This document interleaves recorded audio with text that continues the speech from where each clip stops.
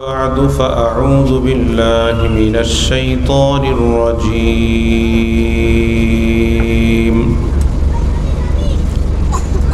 بسم الله الرحمن الرحيم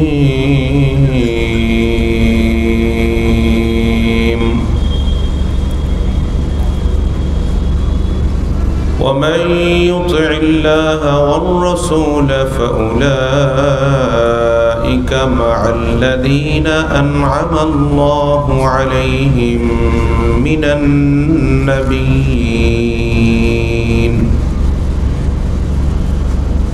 النبيين والصديقين والشهداء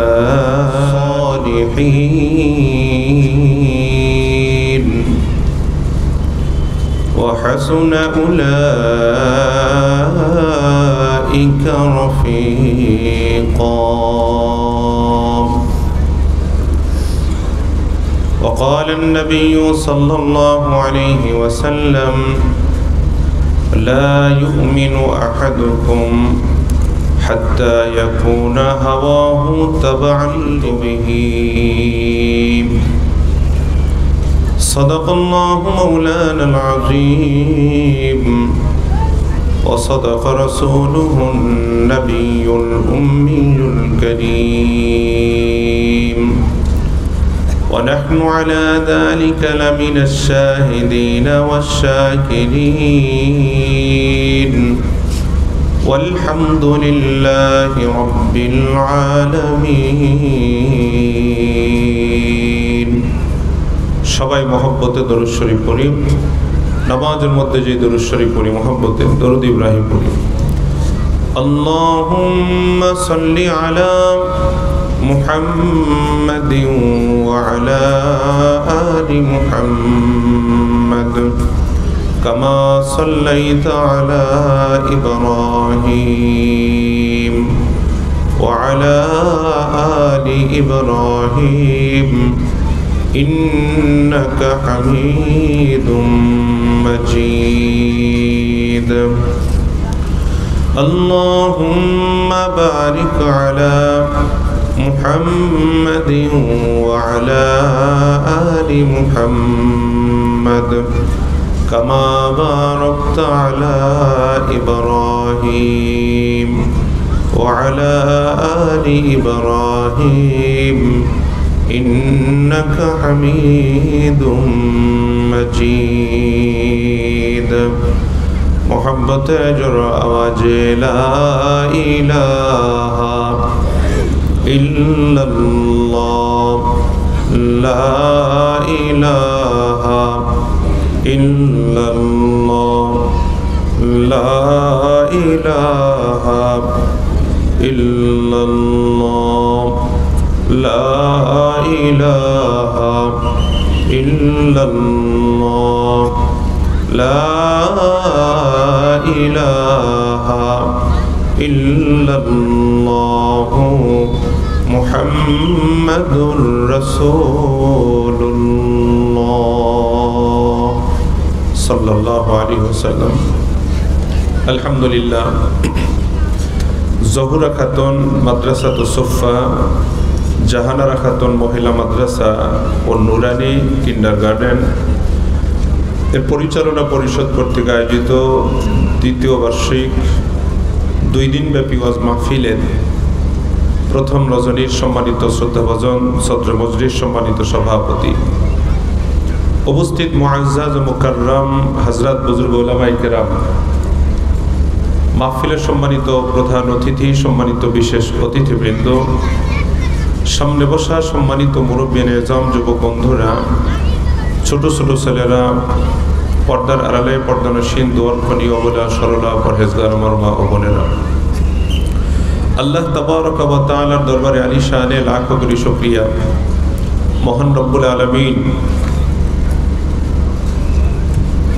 অত্যন্ত দয়া করে, মায়া করে, ভালোবেসে, মহব্বত করে আমাদের বিভিন্ন জনকে বিভিন্ন জায়গা থেকে নির্বাচন করে পবিত্র বরকতপূর্ণ অনুষ্ঠানে সামিয়ানার নিচে বসে দ্বীনি কিছু কথা বলা এবং শোনার মতো সুযোগ করে দিয়েছেন। এজন্য সেই মহান রবের দরবারে সবাই দিল থেকে এক মর্তবা শুকরগুজার হই, কালিমাত শুকর আদায় করি আলহামদুলিল্লাহ। নবীজির প্রতি আমরা এক মর্তবা সবাই দিল থেকে ভক্তি ভরা দরুদ ও সালাম প্রেরণ করি সাল্লাল্লাহু আলাইহি ওয়াসাল্লাম। সম্মানিত হাজিরিন, পবিত্র কোরআনে কারিমের সূরা নিসা হতে 69 নম্বর আয়াতে কারিমা আহাদিসে মুবারাকা হতে ছোট্ট একটি হাদিস পড়েছি। তেলাওয়াতকৃত আয়াত পঠিত হাদিসকে সামনে নিয়েই মুখতাসার কিছু কথা বলবো। ওমা তাওফীকি ইল্লা বিল্লাহ আলাইহি তাওয়াক্কালতু ওয়া ইলাইহি উনীব। দোয়া চাই, দোয়া করবেন আল্লাহ যেন জবান থেকে জরুরি কিছু আমলের কথা বের করেন। যে কথাগুলি বলবো আমি বলনেওয়ালা, আপনারা শুননেওয়ালা, সবাই মিলেমিশে যেন কথাগুলির উপর আমল করতে পারি। আল্লাহ আমাদের সবাইকে কবুল করেন, সবাইকে তৌফিক দান করেন, আমিন আল্লাহুম্মা আমিন। আমি যে আয়াতখানা তেলাওয়াত করেছি অত্যন্ত পরিচিত আয়াত। বহু হযরত উলামায়ে কেরামদের জবানে এই আয়াতের উপর আলোচনা আপনারা শুনে থাকবেন। আমি আয়াতের অনুবাদটা শোনাই, তারপরে ইনশাআল্লাহ আয়াতকে সামনে নিয়েই কিছু কথা আপনাদেরকে বলবো। আল্লাহ পাক রব্বুল আলামিন বলছেন, ওমাই ইউতিল্লাহা ওয়ার রাসূলা, যারা আল্লাহ এবং আল্লাহর রাসূলের আনুগত্যতা করবে, ফাউলাইকা মাআল্লাযীনা আন'আমাল্লাহু আলাইহিম, তারা আল্লাহর পক্ষ থেকে নিয়ামত প্রাপ্ত যারা আছেন তাদের সাথী হবে। মিনান নাবিয়িন, নবীগণদের সাথী, ওয়াসসিদ্দিকিন, সিদ্দিকগণদের সাথী হতে পারবেন, ওয়াসশুহাদাই ওয়াসসালিহিন, শহীদ এবং সৎকর্মশীলদের সঙ্গী তারা হতে পারবেন। আল্লাহ বলেন, ওয়াহাসুনা উলাইকা রফিকা, বন্ধু হিসাবে এরা অত্যন্ত সুন্দর ভালো বন্ধু, সঙ্গী হিসাবে অত্যন্ত সুন্দর সঙ্গী।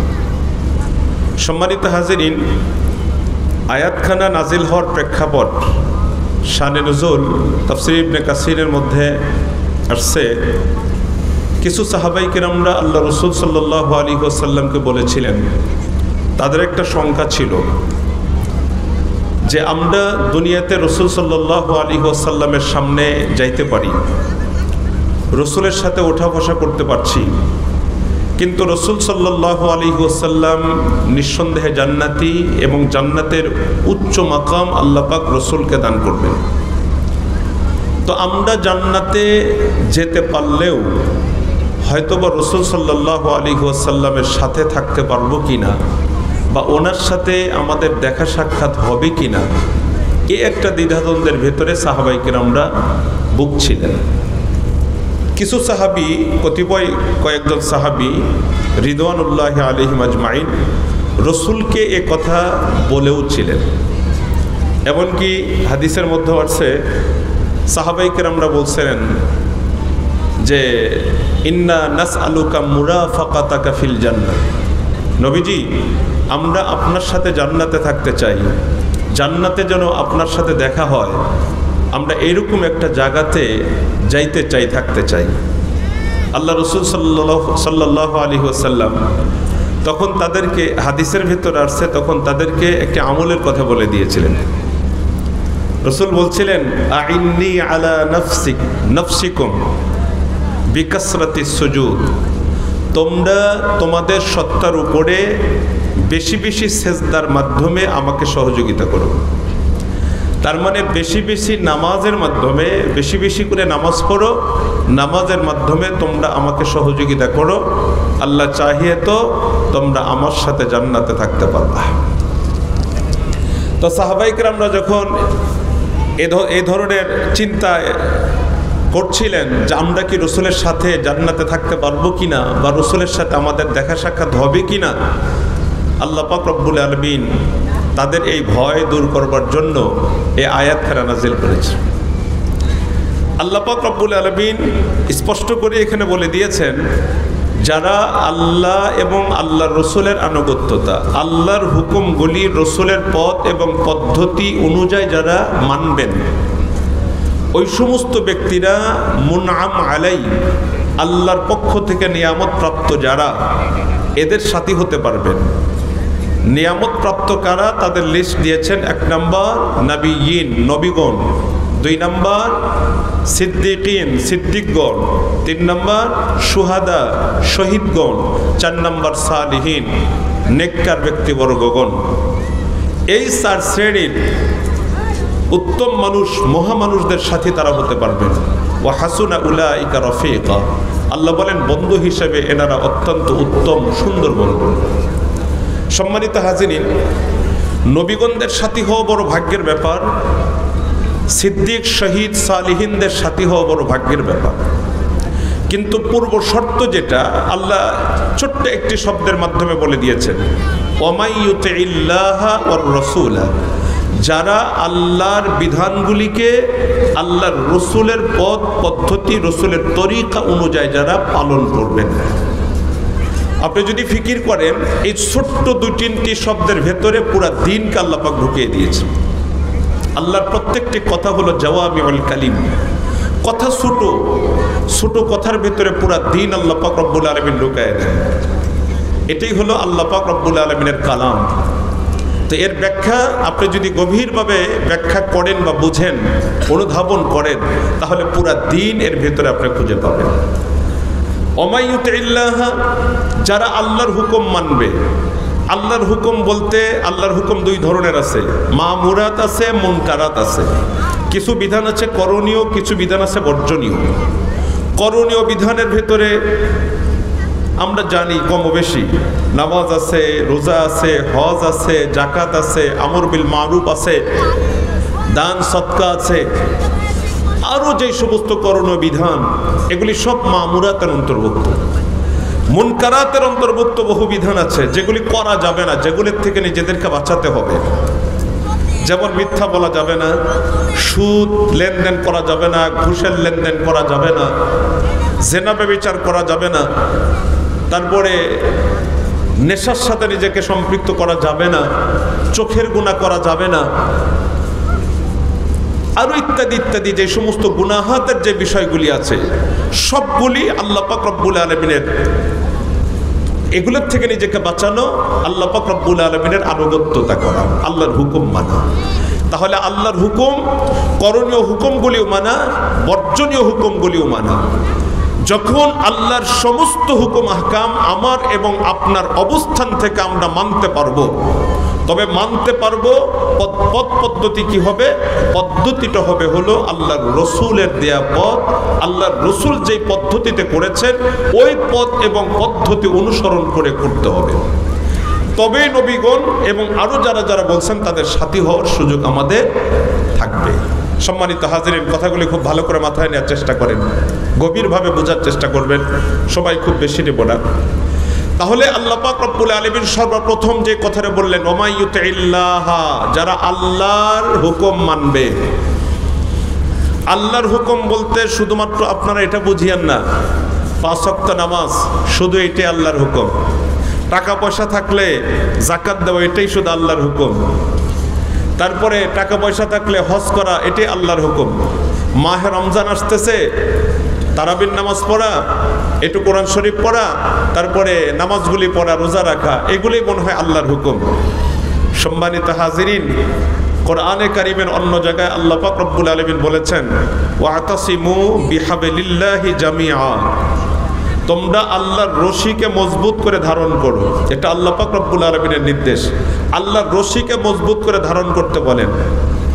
এখানে রশি, এই রশি বলতে কি বুঝাইছে? অনেকে বলছেন আল হাবলু মানাহু আল কোরআন, হাবলুনের অর্থ হলো, হাবলুনের ব্যাখ্যা হলো কোরআন।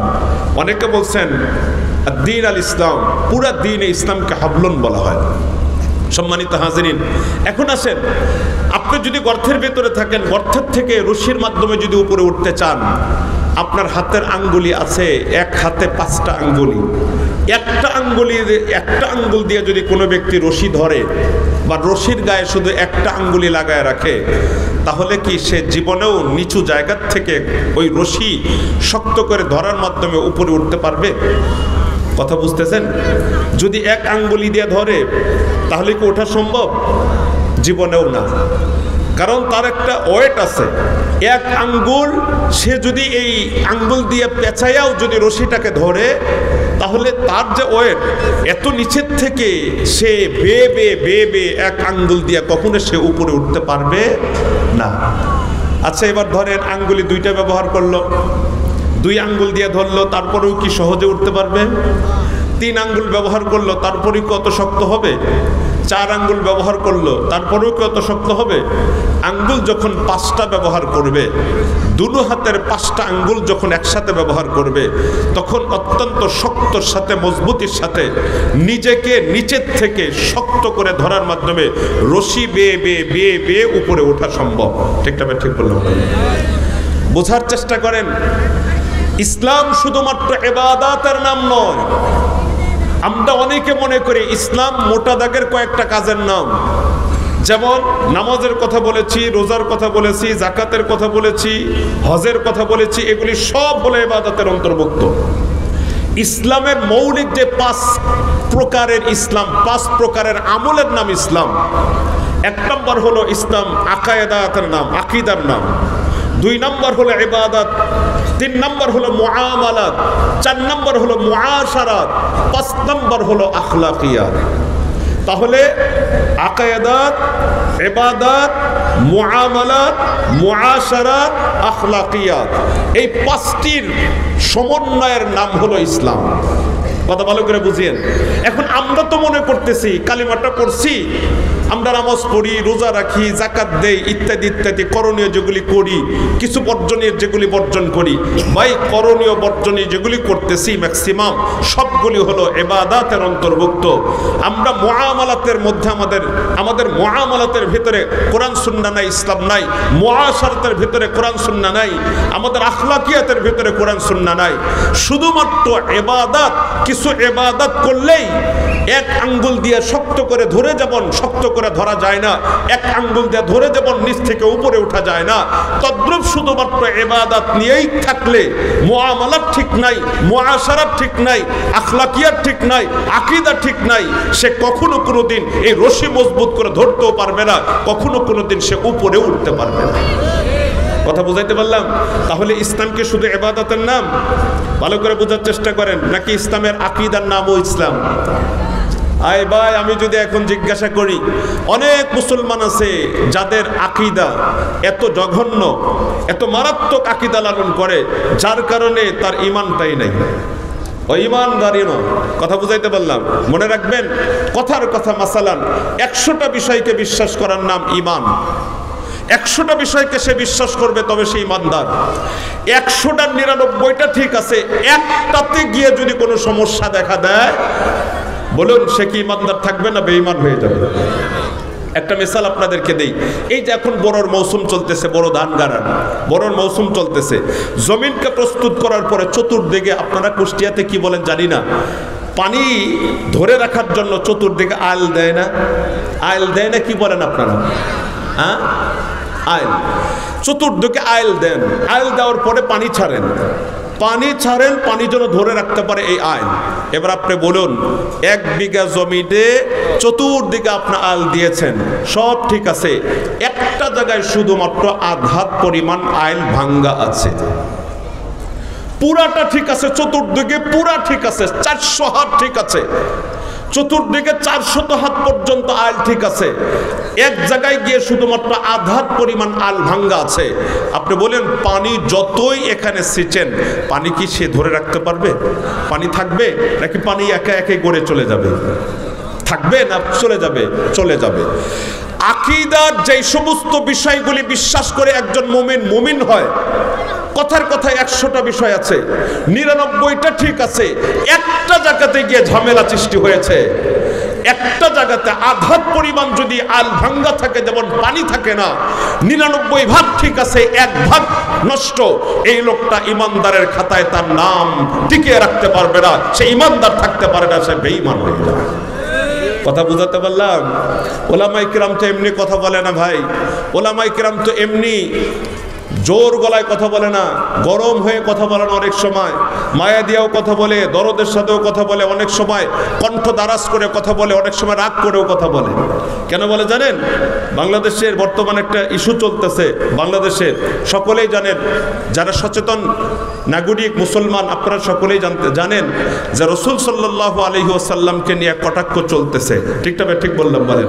কিছু দুষ্কৃতিকারীরা আল্লাহ রসুলকে নিয়ে নানান বাজে মন্তব্য করে, তাও বাংলাদেশের রাষ্ট্রীয় একটি উল্লেখযোগ্য একটা প্রতিষ্ঠানের সাথে সম্পৃক্ত। কথা বুঝাতে পারলাম? এই ভদ্রলোক আল্লাহ রসুলের মান সম্মানে আঘাত করে যে মন্তব্যগুলি করেছে সব ঠিক আছে, 100টার 99টা ঠিক আছে, কিন্তু একটা জায়গায় গিয়ে ঝামেলা সৃষ্টি হয়েছে। তাও ঝামেলা কেমন? আল্লাহর রসুলকে নিয়ে যখন কটাক্ষ করে, রসুলের উপর যদি কারো ঈমান না থাকে, রসুলের অগাধ প্রীতি আর মোহাব্বত যদি দিলের ভিতরে না থাকে, 100টার 99টা ঠিক থাকলেও কি হবে? একটা জায়গায় ঝামেলা সৃষ্টি হলে সে ঈমানদার থাকতে পারে না, সে বেঈমান হয়ে যায়। ঠিকটা ঠিক বললাম? সে বেঈমান হয়ে যায়, তার ঈমান থাকে না। ভালো করে কথা বোঝার চেষ্টা করেন। এজন্য সব কিছু সমান তালে ঠিক রাখতে হবে। এখন আমার ইবাদত ঠিক আছে, আমার আকীদা ঠিক নাই, তাহলে আমি তো ঈমানদারই না। 5 ওয়াক্ত নামাজ মসজিদে গিয়ে পড়লেও লাভটা কি? আমার তো ঈমানই নাই। ঠিকটা ঠিক বললাম? কথা বুঝতেছেন কিনা? সেনসিটিভ বিষয়গুলা, ঈমান হেফাজত করা বড় জটিল বিষয়। সম্মানিত হাজিরিন, কথা ভালো করে মাথায় নেন, বোঝার চেষ্টা করেন।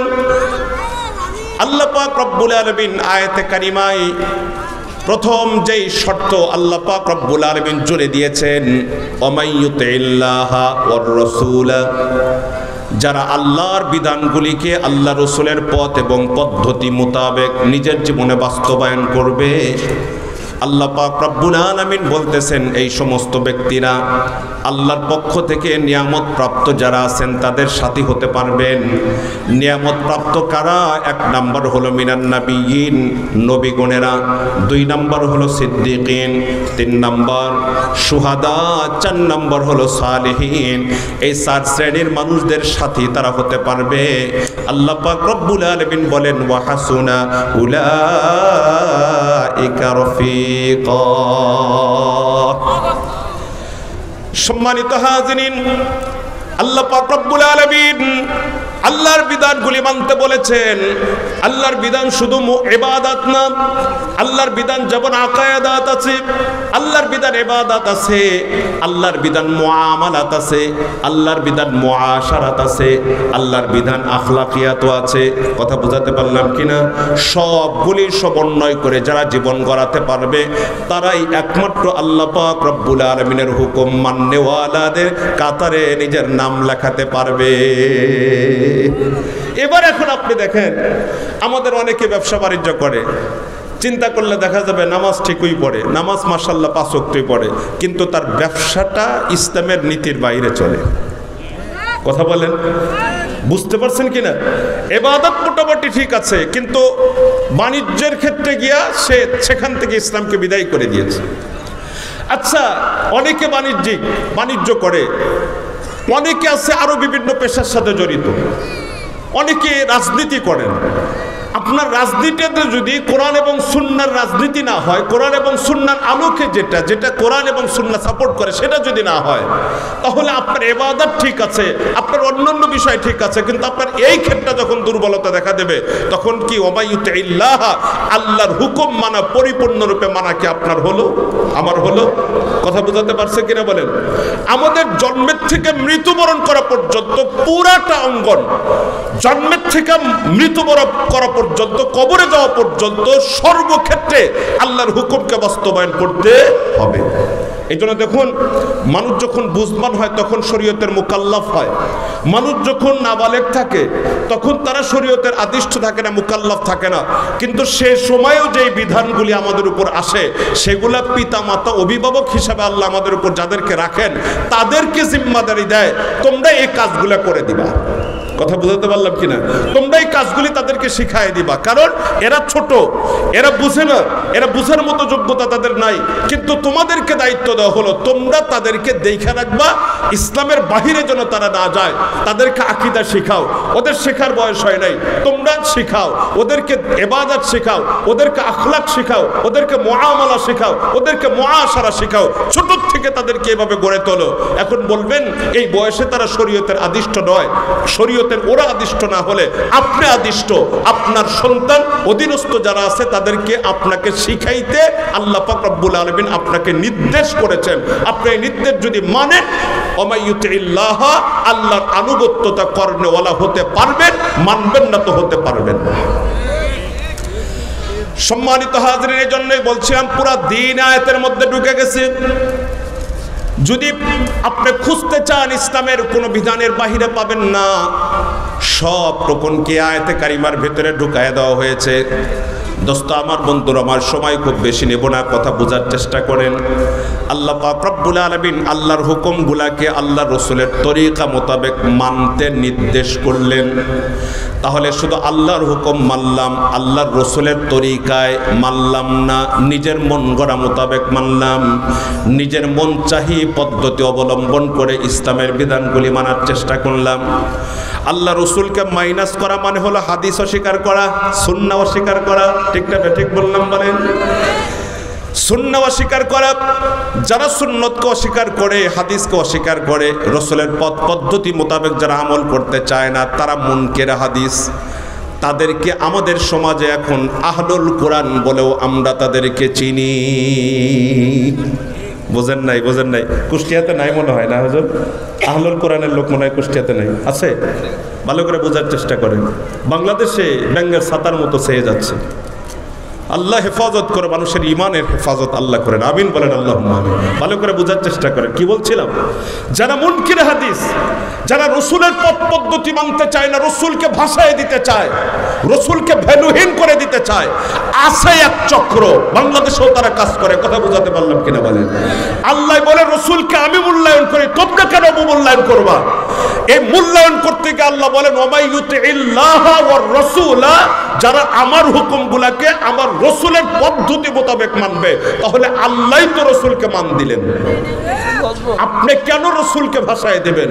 আজকে বাংলাদেশে চলতেছে, বাংলাদেশে চলতেছে যারা রসুলকে ভ্যালুহীন করে দিয়ে দেয়, যারা রসুলকে ভাষায় দেয়, রসুলকে অনুকরণীয় মানে না, অনুসরণীয় মানে না, তারা মুনকির হাদিস, মুনকির সুন্নাহ। তাদের আরেকটা নাম হলো আহলুল কোরআন। কথা বুঝাতে পারলাম? মূলত তারা আহলে কোরআনও না, তারা হলো ইসলাম বিদ্বেষী, কোরআন বিদ্বেষী, রসুল বিদ্বেষী। এক কথায় তারা ধর্ম বিদ্বেষী, ইসলাম বিদ্বেষী তারা। সম্মানিত হাজিরিন, যে কোনো কাজই করি না কেন আমি আর আপনি, আমাদের প্রত্যেকটি কাজ হওয়া লাগবে আল্লাহ রসুলের পদ্ধতি মোতাবেক। নিজেদের যাওয়ার প্রাককালে তিনজনই পরামর্শ করে নিলেন, পরস্পরে আলোচনা করার পরে সিদ্ধান্ত নিয়ে নিলেন রসুলের মতো আমল আমাদের করলে চলবে না, আমাদেরকে লাগাতার আমলেই থাকা লাগবে, সময় যেন নষ্ট না হয়। একজন দাঁড়িয়ে বললেন, ভাই আমি কথা দিচ্ছি, তোমাদেরকে সাক্ষী রেখে বলতেছি, সারা রাত আর এক মুহূর্ত আমি ঘুমাবো না, সারা রাত জাগ্রত থেকে আমি শুধুমাত্র আল্লাহর ইবাদতের মধ্যে সময় কাটাবো, আমার জীবন আর কখনো রাত্রিবেলায় ঘুমাবো না। আরেকজন দাঁড়িয়ে বলতেছেন, ভাই তোমরা সাক্ষী থাকো, আমার জীবনে বাদ বাকি জিন্দেগিতে আমি আর কখনো কোনোদিন রোজা ভাঙবো না, সারা বছর সারা জীবন লাগাতার রোজা পালন করব, সওমে বিসাল করব, সারা জীবন রোজা পালন করব।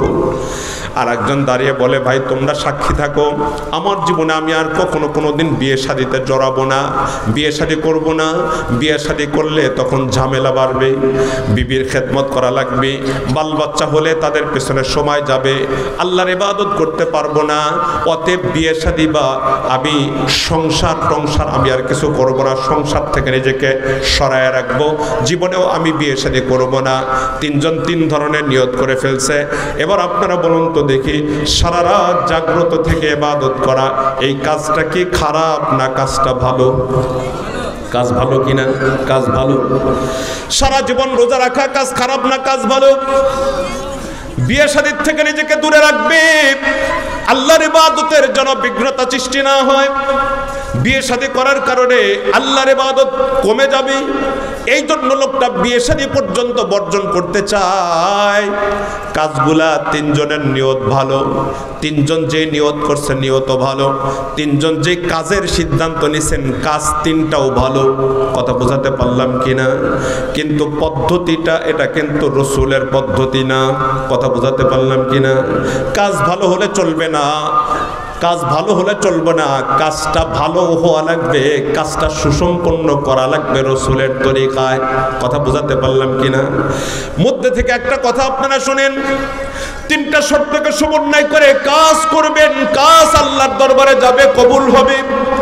তিনটার একটাও যদি অনুপস্থিত থাকে কাজ আল্লাহ পর্যন্ত যাবে না। দুইটা আছে একটা নাই, তাও কবুল হবে না। ভালো করে মনে রাখবেন, আমি সহজ ভাষায় আপনাদেরকে বলতেছি, তিনটা কাজ, তিনটা শর্ত। এক নম্বর হলো আমল সহি, সহি আমল। দুই নম্বর নিয়ত সহি, সহি নিয়তে করা লাগবে। তিন নম্বর সহি তরিকা তথা রসুলের তরিকায় করা লাগবে। তিনটা শর্তের কথা বললাম, সহি আমল, সহি নিয়তে, সহি তরিকায় যদি করতে পারেন তবেই এই কাজের দাম আল্লাহ আপনাকে দেবে, কাজ আল্লাহ আপনার কাজকে কবুল করবেন। কথা বোঝাতে পারলাম কিনা? তিনটা শর্ত আবারও বলছি, মুখস্থ করে যাবেন। শর্ত হলো তিনটা। এক নম্বরের শর্ত, কাজটা শুদ্ধ হওয়া লাগবে, সহি আমল। দুই নম্বর সহি নিয়তে, তিন নম্বর সহি তরিকায় সম্পন্ন করা লাগবে। কাজও সহি, নিয়ত সহি, পদ্ধতি সহি না, আল্লাহ কবুল করবেন না। যেমন এই তিনজন সাহাবী সহি নিয়তে সহি কাজেরই তারা নিয়ত করলো। আল্লাহ রসুল তাদের কথাগুলো ভেতর থেকে শোনার পর হুজরা মুবারকের থেকে বের হলেন। বের হওয়ার পরে তাদেরকে ডাক দিয়ে বললেন, আনতুম কুলতুম কাজা ওয়া কাজা, তোমরা কেবলমাত্র আনতুম আল্লাযীনা কুলতুম কাজা ওয়া কাজা, কেবলমাত্র যে কথাগুলি বলতেছিল তোমরাই তারা না, তোমরাই তো এই কথাগুলি বলতেছিলা। ক্বালু নাম ইয়া রাসূলুল্লাহ, হ্যাঁ হুজুর, কিছুক্ষণ আগে আপনার হুজরা মুবারকের পাশে যে কথোপকথন হয়েছিল আমরাই করতেছিলাম, আমরাই কথাগুলি বলতেছিলাম। আল্লাহ রাসূল তখন তাদেরকে ডাক দিয়ে বলে, ইন্নী আখশাকুম লিল্লাহ ওয়া আত্তাকুম লাহু, ইন্নী ওয়াল্লাহি ইন্নী আখশাকুম লিল্লাহ ওয়া আত্তাকুম লাহু, খোদার কসম আমি তোমাদের চাইতে আমার আল্লাহকে বেশি ভয় পাই। আল্লাহর ভয় তোমাদের চাইতে আমার ভেতরে বেশি আছে, আমার ভেতরে তাকওয়া সবচেয়ে বেশি আছে। তারপরও আমি সারা রাত, সারা জীবন সারা রাত জাগ্রত থেকে ইবাদত করি না, সারা জীবন রোজা রাখি না, আমি বিবাহ শাদীর থেকে নিজেকে দূরে রাখি নাই, সংসার আমি করি। কথা ভালো করে বোঝার চেষ্টা করেন। আমি যে কথা আপনাদেরকে বোঝানোর চেষ্টা করছিলাম সেটা হলো, শুধুমাত্র কাজটাই শুদ্ধ হলে চলবে না, কাজটাই সহি হলে চলবে না, কাজটাকে করা লাগবে সহি নিয়তে। আবার সহি কাজ সহি নিয়তে সহি পদ্ধতিতে সুসম্পন্ন করা লাগবে। পদ্ধতি যদি নিজের মতো হয় সেই কাজের কোনো রেজাল্ট আল্লাহর কাছে নাই। কথা বুঝতে পারছেন কিনা? আজকে বেদাতীরা, বেদাতীদের কর্মরা ইসলাম থেকে আরো বিমুখ হয়ে যায়। সম্মানিত হাজিরিন, ছোট্ট একটা কথা বলে সামনের দিকে নিয়ে যাই।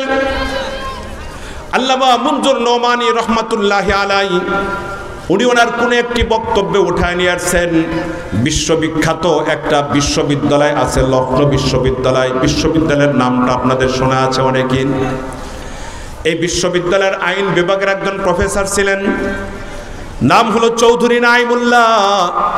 আল্লাহর বান্দা ব্রিটেন থেকে আইনের উপর উচ্চতর ডিগ্রি নিয়ে আসেন। আল্লাহর বান্দা এই বিশ্ববিদ্যালয়ের আইন বিভাগের উনি প্রফেসর। অবসর সময় উনি মানুষের দ্বারে দ্বারে গিয়ে কালেমার দাওয়াত দেয়, কুলু লা ইলাহা ইল্লাল্লাহ তুফলিহুন, কালেমার দাওয়াত দেয়। আল্লাহর বান্দা একদিন চিন্তা করলেন, কত মানুষকেই তো কালিমার দাওয়াত দিলাম, আমার একই বিশ্ববিদ্যালয়ের আমার আরেকজন কলিগ আছেন, অন্য ডিপার্টমেন্টে উনি শিক্ষকতা করেন, ভদ্রলোক, সর্বদিক দিয়ে ভালো, গুণ অত্যন্ত, তার মধ্যে গুণে মানে জ্ঞানে গুণে অত্যন্ত উঁচু মাকামের উঁচু পর্যায়ের একজন মানুষ। ভদ্রলোক মুসলমান না হিন্দু, তার ভেতরে কালিমা নাই, ঈমান নাই, অন্যান্য সাইড ভালো কিন্তু ঈমান তার ভেতরে নাই। উনি সিদ্ধান্ত নিলেন অনেক মানুষকেই তো কালেমার দাওয়াত দিলাম, ওনাকে কালেমার দাওয়াতটা দেয়া দরকার। সিদ্ধান্ত নেওয়ার পরে ওনাকে কালেমার দাওয়াত দিলেন। কুলু লা ইলাহা ইল্লাল্লাহ তুফলিহুন, ভাই কালেমাটা পড়ে নেন, সফল হতে পারবেন। আল্লাহর বান্দা হিন্দু ভদ্রলোক তখন ডাক দিয়ে বলে, চৌধুরী সাহেব আপনি আজকে কালেমার দাওয়াত নিয়ে আসছেন আমার কাছে। আপনি কালেমার দাওয়াত নিয়ে আসার বহু আগের থেকে আপনাদের ধর্মীয় গ্রন্থ কোরআন হাদিসের বড় বড় ভলিউমার ভান্ডার আমার বহুবার দেখা আছে, একবার না কতবার দেখেছি তার হিসাব নাই। আপনাদের কোরআন এবং সুন্নাহ পড়ার পরে আমার অনুভূতি কেমন সেটা আপনাকে একটু শোনাই ব্যক্ত করি। আপনাদের কোরআন আমি যতই পড়েছি ততই কেমন যেন কোরআনের ভেতরে ডুব দিয়েছি, আমি কোরআনের ভিতরে হারিয়ে যাই, এত ভালো লাগে ভেতর থেকে বের হতে মনে চায় না। কোরআন যতই অধ্যয়ন করি ততই আমার ভালো লাগে, হাদিস যতই অধ্যয়ন করি ততই আমার ভালো লাগে, আমার ভেতর পরিবর্তন হয়ে যায়। মনে মনে সিদ্ধান্ত নেই আমি আমার ধর্ম চেঞ্জ করে আপনাদেরটাই গ্রহণ করব। সুবহানাল্লাহ জোরে পড়ে। কোরআন পড়ে আমার এমন অবস্থা হয়, হাদিস পড়ে আমার এমন অবস্থা হয়, আমার মনে হয় আমি আমার ধর্ম ছাইরা দিয়ে আপনাদেরটা গ্রহণ করব। এই হলো কোরআন আর হাদিস পড়ার পরে আমার অনুভূতি। কিন্তু বাস্তব জগতে বাস্তব ফিল্ডে নামার পরে যখন আমি আপনাদের মুসলমানদের আমল দেখি, মুসলমানদের আমল যখন আমি অবলোকন করি, আপনাদের মুসলমানদের আমল যখন কোরআন এবং হাদিসের সাথে মিলাই, মিলানের পরে দেখা যায় কোনোটার সাথে কোনোটার মিল নাই। কাহা কোরআন কাহা মুসলমান, কোথায় কোরআন আর কোথায় মুসলমান। কোরআনের সাথে মুসলমানদের জীবনের কোনো মিল নাই, হাদিসের সাথে মুসলমানদের জীবনের কোনো মিল নাই। কথা বুঝাতে পারলাম কিনা বলেন? এরা কোরআনের কথা বলে, হাদিসের কথা বলে, কিন্তু মানে না কোরআন হাদিস কি বলে সেই অনুযায়ী তারা তাদের জীবন সাজায় না। আমি তো এই জাতীয় মুসলমানদের জীবন গ্রহণ করতে পারি না। কোরআন হাদিস পড়ার পরে আমি সিদ্ধান্ত নিই আপনাদেরটা গ্রহণ করব। বাস্তবতা দেখে আমি যতটুকু আগাইছিলাম তার চেয়ে বেশি পিছায়া যাই। সত্য একটা ঘটনা আপনাকে শোনাই। আমার যেইখানে বাড়ি, আমার বাড়ির অবস্থানটা আপনি জানেন। আমার বাড়ির সামনে ছোট্ট একটা নদী বয়ে যায়। নদীর পানি বড় পরিষ্কার পরিচ্ছন্ন পানি। নদীতে গোসল কার্য সম্পন্ন করার জন্য মাঝে মাঝে শানবান্ডা ঘাট আছে। নদীর পাড়ে রাস্তা করা আছে, পাকা রাস্তা। নদীর পাড়ে যে জনবসতি, ম্যাক্সিমাম জনবসতি হলো আমরা হিন্দু ঘরানার মানুষ, বেশি নাই। আমি সিরাজগঞ্জে যে মাদ্রাসায় পড়াই, ওই মাদ্রাসার থেকে আমার বাসায় যাইতে বা বাসার থেকে মাদ্রাসায় যাওয়া আসা করতে মাঝে একটা হাই স্কুল পড়ে। এই হাই স্কুলে আমার ওয়াইফ কিছুদিন লেখাপড়া করছে। সেই সুবাদে এই স্কুলের যারা টিচার আছেন তাদেরকে আমি শিক্ষকের মর্যাদা দিয়ে থাকি, যেহেতু আমার স্ত্রীর শিক্ষক তারা। একজন শিক্ষককে খুব ঘন ঘন ওনার সাথে দেখা হতো, যখনই দেখা হতো তখনই ওনাকে সালাম দিতাম, কুশলাদি বিনিময় করতাম। কখনো কোনো দিন উনি মুখ ফুটে উত্তর দেন নাই, শুধুমাত্র মাথা হেলায়া আমারে বুঝাইয়ে দিচ্ছে যে আমি কিছু একটা বলছি। আমি মনে করছি যে বেচারা এইভাবেই সালামের জবাব দেয়। হঠাৎ করে একদিন অন্য মনস্কায় রাস্তা পার হচ্ছিলাম, যাচ্ছিলাম, তো হঠাৎ আমার কানে ভেসে আসছে, বাবু আদাব। আমি মাথা উঠায় তাকালাম, কে কাকে আদাব বলে। দেখতেছি ওই ভদ্রলোক আমার সামনে দাঁড়ানো। আমি ডানে বামের সামনে পিছনে আরেকটু তাকিয়ে দেখতেছিলাম যে এখানে আর তৃতীয় কোনো ব্যক্তি আছে কিনা। দেখলাম না, তৃতীয় কোনো ব্যক্তি নাই, উনি আর আমি। তাহলে বুঝলাম উনি আমারে আদাব বলছেন। এখন উনি যখন আমাকে আদাব বললেন, আদাবের কি জবাব দিব বলেন? আদাবের কোনো জবাব দেওয়া যাবে? এতদিন পর্যন্ত উনি যেইভাবে সালামের জবাব দিছেন, কোনো আওয়াজ না করে মাথা হেলায়া, আমি আজকে ওনার পদ্ধতি গ্রহণ করলাম। কোনো কিছু না করে শুধু মাথাটা হেলায়া কিছু একটা বললাম, যে বলছি কিছু একটা। এরপরে কুশলাদি বিনিময় করে চলে আসছে। বিকেলবেলা বাসায় যাওয়ার পরে স্ত্রীকে বলছিলাম, তোমার ওই শিক্ষক কি মুসলমান না? তখন আমাকে ডাক দিয়ে বলে, কি ব্যাপার তুমি জানো না? উনি তো মুসলমান না, উনি তো হিন্দু। তখন বললাম, জানবো কি করে? এমন একটি সমাজে বাস করি, কে মুসলমান আর কে বিধর্মী আজকের সমাজে বেছে বের করাই যে কঠিন হয়ে পড়ে গেছে। কথা বোঝাতে পারলাম কিনা? আশ্চর্য লাগে, মুসলমানকে দেখে মুসলমান মনে হয় না। আমার মাথা ডাক দিয়ে বলবে, আমার পুরো বডি ডাক দিয়ে বলবে, দুনিয়ার মানুষকে ডেকে ডেকে বলবো আমি একজন মুসলমান। আমার সর্বক্ষেত্রে আমি যাই করি না কেন সবাইকে ডেকে ডেকে বলবো আমি একজন মুসলমানের সন্তান। আমার পরিচয় জানার দরকার কেন হবে? জিজ্ঞাসা করে কেন পরিচয় জানতে হবে? আমার কর্মই তো আমার পরিচয় দুনিয়ার বাসীকে জানায় দেবে। ঠিক না? ঠিক বললাম। আজকে আফসোস লাগে কে মুসলমান কে মুসলমান না, এটাই বের করা কঠিন হয়ে পড়েছে। দোস্ত, এই জন্য বলছিলাম আল্লাহ পাক রব্বুল আলামিন স্পষ্ট নির্দেশ করেছেন, ওয়ামাইয়ুতিল্লাহা ওয়ার রাসূলা, যারা আল্লাহর বিধানগুলি মানবে, রাসূলের পদ্ধতিতে মানবে। বিধান হবে কার? বলেন, বিধান হবে কার? জোরে বলেন, কার? লা তাআতা লিমাখলুকিন ফি মাসিয়াতিল খালিক। তাহলে বিধান মানতে হবে আল্লাহর, নাকি কোন মানুষের হুকুম মানতে গিয়া যেই হুকুমটা আল্লাহর হুকুমের বরখেলাফ হয় এমন হুকুম যদি মানতে যায় তখন কি আল্লাহ মানা হবে? জোরে বলেন, আল্লাহ মানা হবে? তাহলে আল্লাহকে মানতে গিয়া আমার বাবা অনেক সময় নারাজ হতে পারে, আল্লাহকে মানতে গিয়া আমার স্ত্রীও নারাজ হতে পারে, আল্লাহকে মানতে গিয়া আমার নেতাও নারাজ হতে পারে, আল্লাহকে মানতে গিয়া আমার সমাজ আমার উপর ক্ষিপ্ত হতে পারে, আল্লাহকে মানতে গিয়া আমার বন্ধু বান্ধব আমার থেকে আলাদা হয়ে যেতে পারে, সব আলাদা হতে পারে। তবে আমাকে আল্লাহ মানতে গিয়া সব ছাড়তে পারি।